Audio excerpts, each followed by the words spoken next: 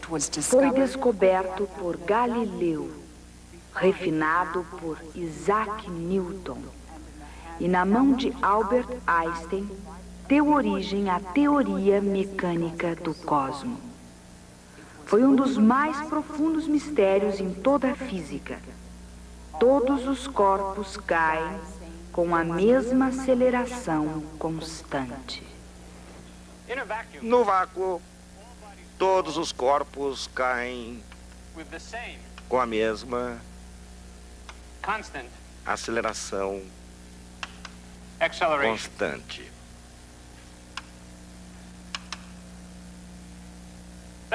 Essa é a lei dos corpos em queda.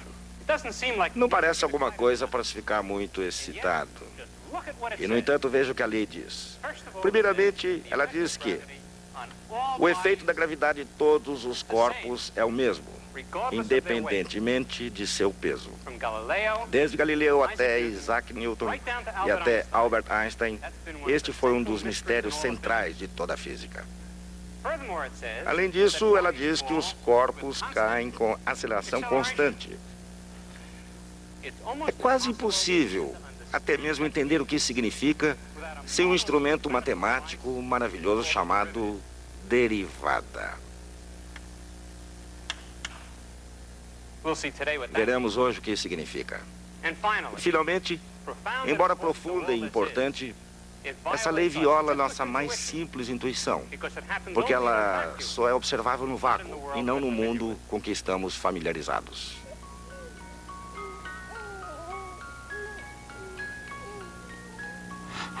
Para todos nós, o efeito da gravidade terrestre foi provavelmente o primeiro encontro com as leis da natureza.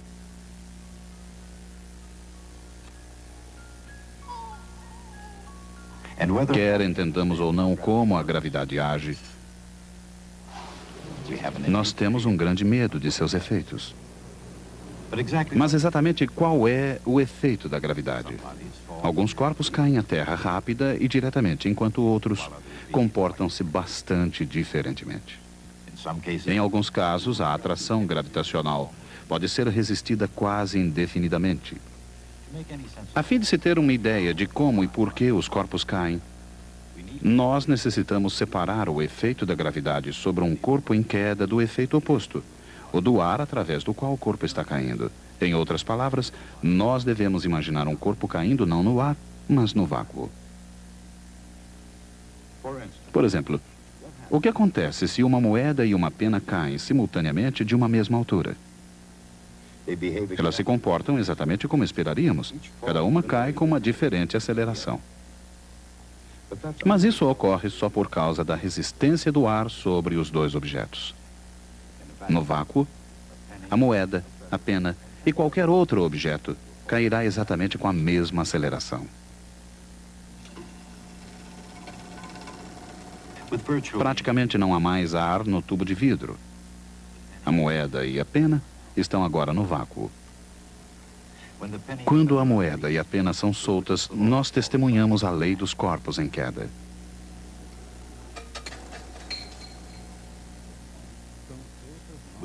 Sem o efeito da resistência do ar, em outras palavras, no vácuo, todos os corpos, independentemente de seu peso, cairão exatamente com a mesma aceleração.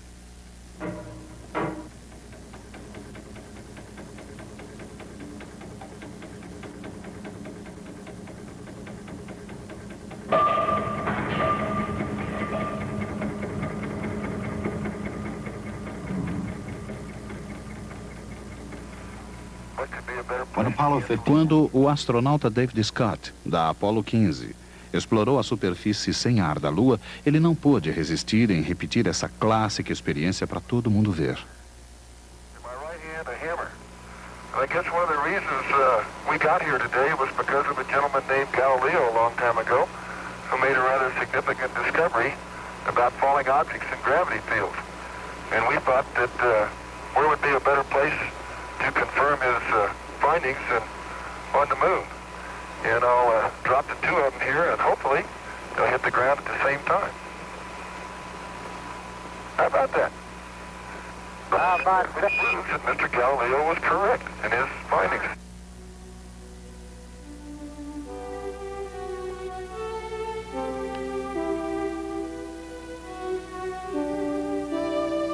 O senhor Galileu estava correto.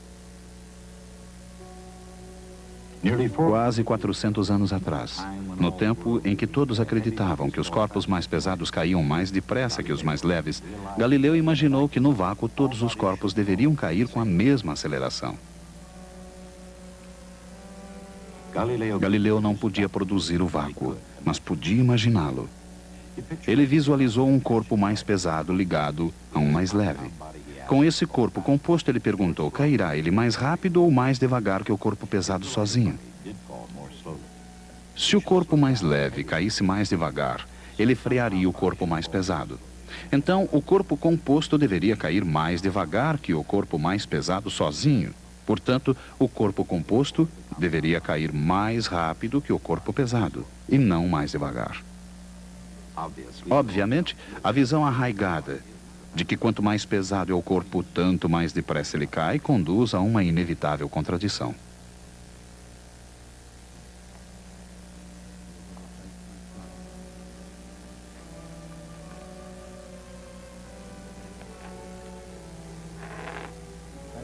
Galileu imaginou que a única visão logicamente aceitável seria de que todos os corpos, independentemente de seus pesos, caem exatamente com a mesma aceleração, desde que os efeitos da resistência do ar sejam removidos. Se todos os corpos no vácuo caem com a mesma aceleração, a próxima pergunta é: qual é exatamente esta aceleração? A partir de experiências comuns, nós efetivamente sabemos algo sobre corpos em queda. A velocidade dos corpos em queda aumenta conforme eles caem. Isso quer dizer que eles estão sendo acelerados, caindo cada vez mais depressa. Mesmo antes de Galileu, alguns estudiosos tentaram formular uma descrição desse movimento acelerado. Cerca de 100 anos antes, Leonardo da Vinci fez seus próprios estudos sobre corpos em queda, talvez levado pelo seu sonho de voo humano.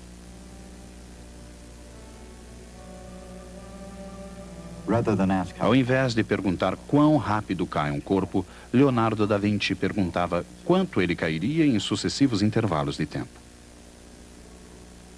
Sua teoria de um movimento acelerado foi que um corpo cairia distâncias maiores em intervalos de tempo maiores. Ele previu que essas distâncias seguiriam a ordem dos números inteiros. Isto é, uma unidade de distância no primeiro intervalo de tempo, 2 unidades de distância no segundo intervalo de tempo e assim por diante. Galileu adotou o método de descrição de Da Vinci, mas ele chegou a uma conclusão diferente sobre como as distâncias aumentavam. Ao invés de crescerem segundo a ordem dos números inteiros, a teoria de Galileu era de que, em intervalos sucessivos de tempo, as distâncias deviam crescer segundo a ordem dos números ímpares, caindo 1 unidade de distância no primeiro intervalo de tempo, 3 unidades de distância no segundo intervalo de tempo, 5 unidades de distância no terceiro intervalo de tempo e assim por diante. Em outras palavras, de acordo com Galileu, as distâncias caídas eram proporcionais aos números ímpares. Galileu chegou a essa conclusão depois de uma série de experiências brilhantes, na qual ele marcou o tempo de uma bola caindo ao longo de um plano cada vez mais inclinado, chegando cada vez mais perto da trajetória vertical de um corpo em queda livre. A lei de Galileu dos números ímpares pode ser vista em ação num lugar curioso. É um lugar que teria espantado aqueles grandes pensadores da Renascença, talvez até mais do que na superfície da Lua. Num parque de diversões no sul da Califórnia.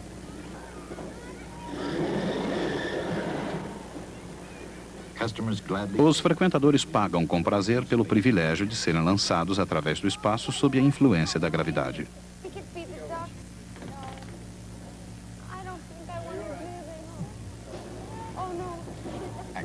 Essa parte da viagem é gratuita.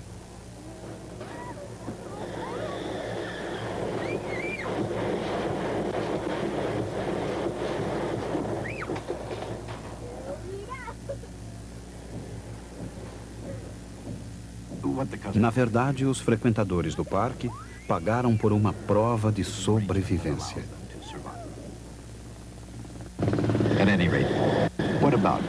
E quanto a Galileu?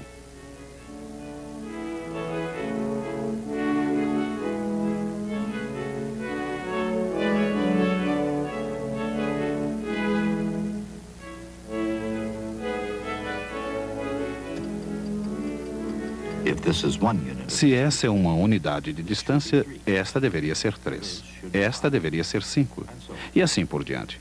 E é exatamente isso que se verifica. Galileu estava correto. Em intervalos sucessivos de tempo, as distâncias caídas realmente seguem os números ímpares. Mas há outra coisa acontecendo e Galileu a entendeu perfeitamente. Note a distância total caída em cada ponto. Após o primeiro intervalo de tempo, 1 unidade de distância. Após o segundo intervalo, 4 unidades de distância. Após o terceiro intervalo, 9 unidades de distância. Após o quarto, 16 unidades. Em outras palavras, ao fim de cada intervalo de tempo, a distância total caída é de 1, 4, 9, 16, 25 e assim por diante. Esses números são claramente quadrados perfeitos. Assim, a distância de queda é proporcional ao quadrado do tempo de queda. E dessa forma, a lei de Galileu pode ser escrita por uma simples equação, usando-se S para a distância e T para o tempo. S de T igual CT ao quadrado. Isso significa que estamos falando de distância como função de tempo. A distância S aumenta conforme o quadrado do tempo T. Esta constante C é numericamente igual à distância que o corpo cai no primeiro segundo. E é 16 pés, ou seja, pouco mais de 5 metros.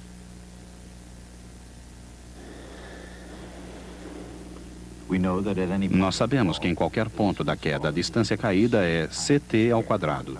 Assim, no instante T igual 2 segundos, a distância da queda foi de C2 ao quadrado, ou seja, 4C. Se usarmos 16 para o valor do C, então saberemos que a queda foi de 64 pés. Esses símbolos afirmam que, para qualquer valor do tempo T, nós podemos achar o valor de S. Nesse ponto, a petrificada passageira em queda livre pode nos perguntar quanto ela caiu em cada instante do mergulho. Um passageiro mais perspicaz pode querer saber também quão rápido ela está caindo. A velocidade é a distância caída dividida pelo tempo da queda.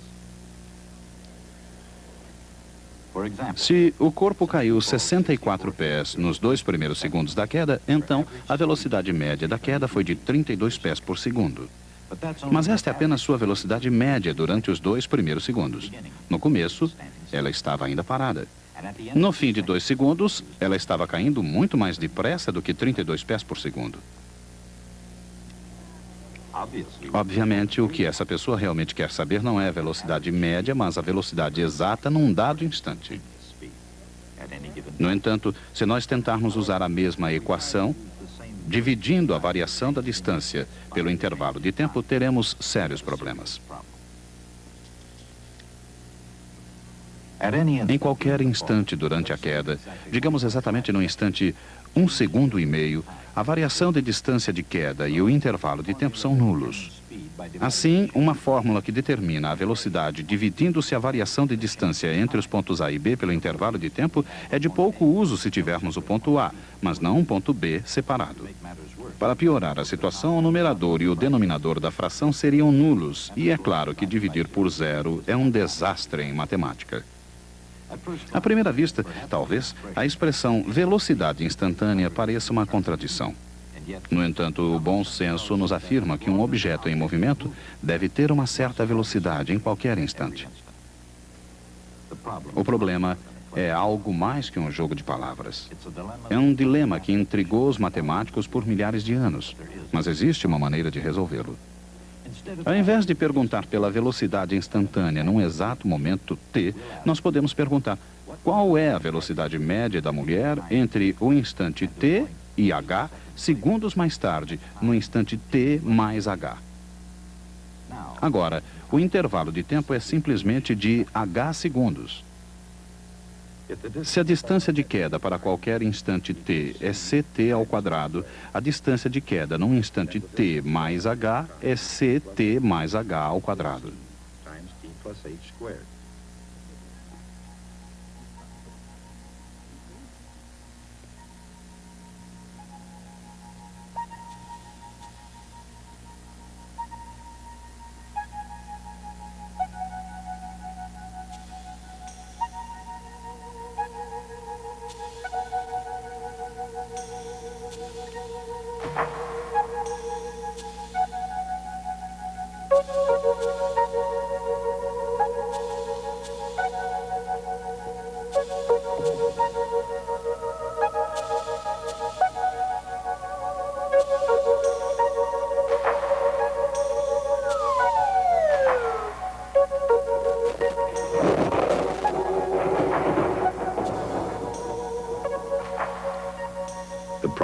O problema está resolvido. Nós podemos calcular sua velocidade média começando em qualquer instante t e durante qualquer intervalo h de tempo. H pode ser de 1 segundo, meio segundo, 1/10 de segundo ou mesmo zero, pois agora não estamos dividindo por zero. E agora, nós podemos supor que o intervalo h fique menor, menor e menor, até mesmo tendendo ao limite zero. E nós calculamos a derivada conforme o intervalo tende para zero. Se h é exatamente zero, nós verificamos que a qualquer instante t, a velocidade instantânea representada por v é 2ct. Usando o valor 16 para c, nós podemos dizer a ela: Adame, não se preocupe com nada. A distância que você caiu foi de 16t ao quadrado pés, e a velocidade em cada instante é simplesmente 32t pés por segundo.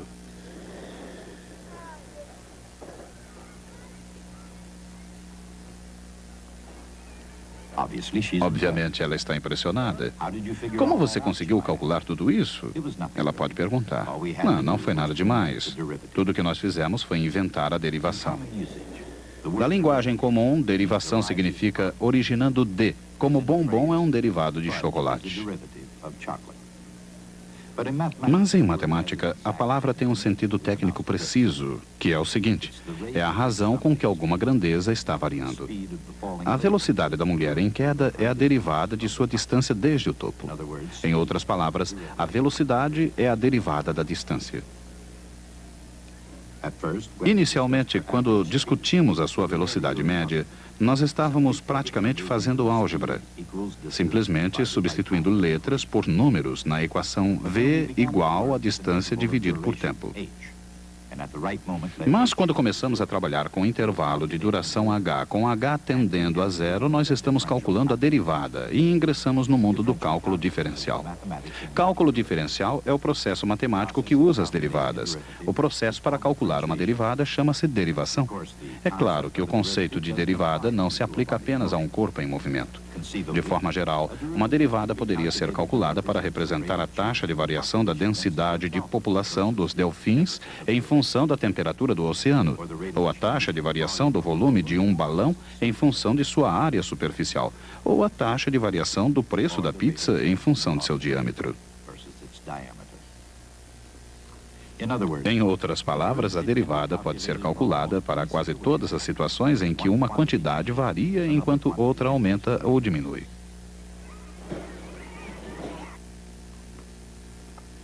Para obter a velocidade a partir da distância, nós calculamos uma derivada.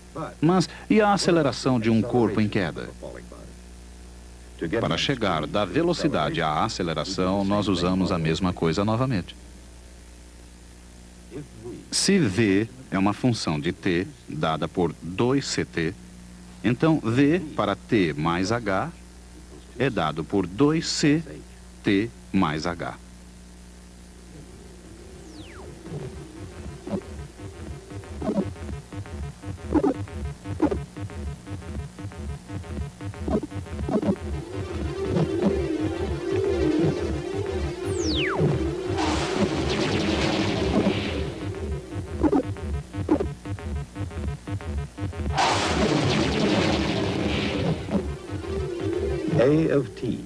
A de t é igual a 2c, mas eis o que aconteceu. Primeiro, nós achamos que a distância S se mantém crescendo e que depende do tempo. Se t varia, então S varia. A velocidade v também se mantém crescendo com o tempo. Mas agora, nós descobrimos que a aceleração A não depende do tempo de forma nenhuma. Ela é sempre constante. A igual a 2C. Independentemente do valor de T, A é sempre o mesmo. E finalmente acabamos. Nós demonstramos que o resultado da gravidade é uma aceleração constante.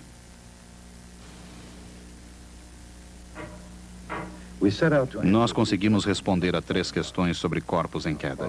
Quanto, quão rápido e quão rápido ele cai mais rápido. Quanto nós podemos achar facilmente vendo a mulher em queda. Conseguimos até achar sua velocidade média apenas usando álgebra. Mas para descobrir precisamente quão rápido o corpo cai em cada momento e para descobrir quão rápido ele cai mais rápido, nós necessitamos uma ferramenta matemática nova e maravilhosa, a derivada. Utilizando a derivada, nós conseguimos o método mais elegante para descrever o movimento de queda. Corpos caem com aceleração constante e como essa aceleração é importante, ela tem um símbolo, um G minúsculo. E G igual 2C. Agora nós podemos colocar as 3 asserções sobre corpos em queda na sua forma final. Nós substituímos C por G sobre 2.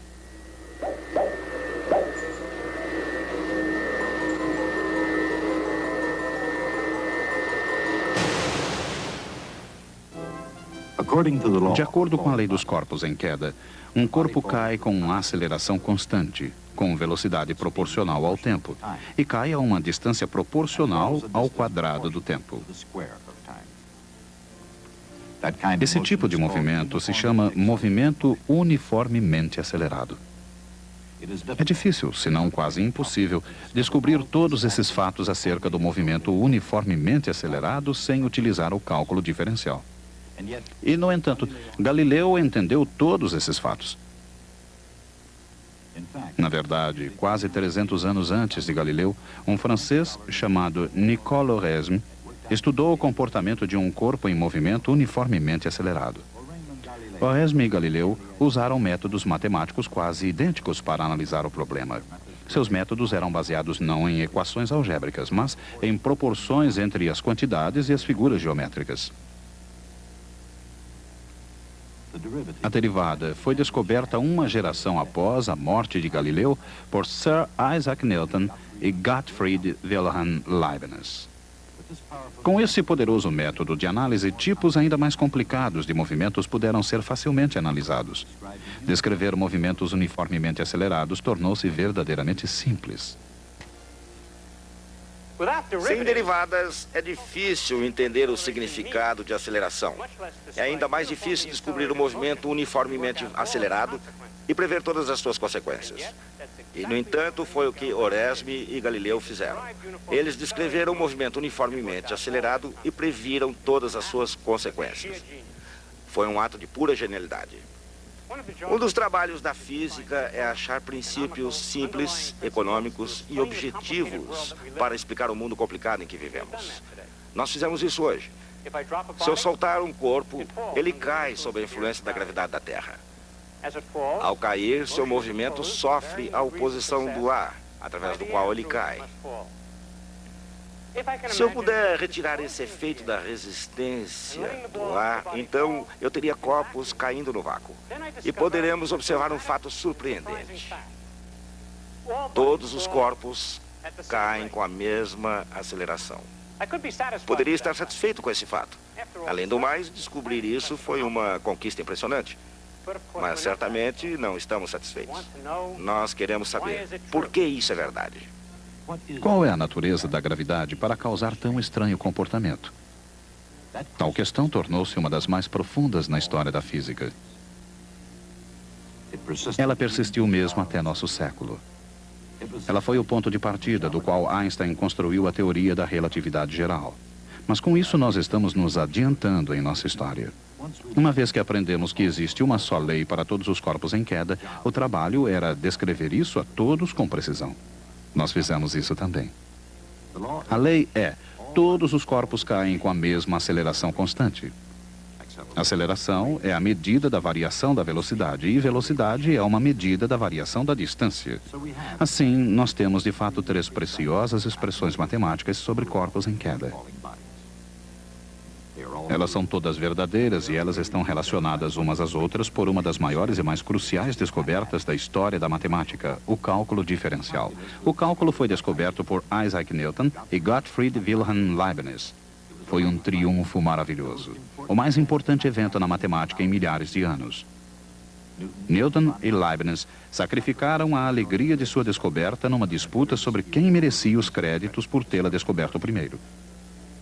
Tudo isso são detalhes na história que nós desvendaremos. De acordo com a lei dos corpos em queda, um corpo cai com aceleração constante, com velocidade proporcional ao tempo de queda, e cai uma distância proporcional ao quadrado do tempo de queda.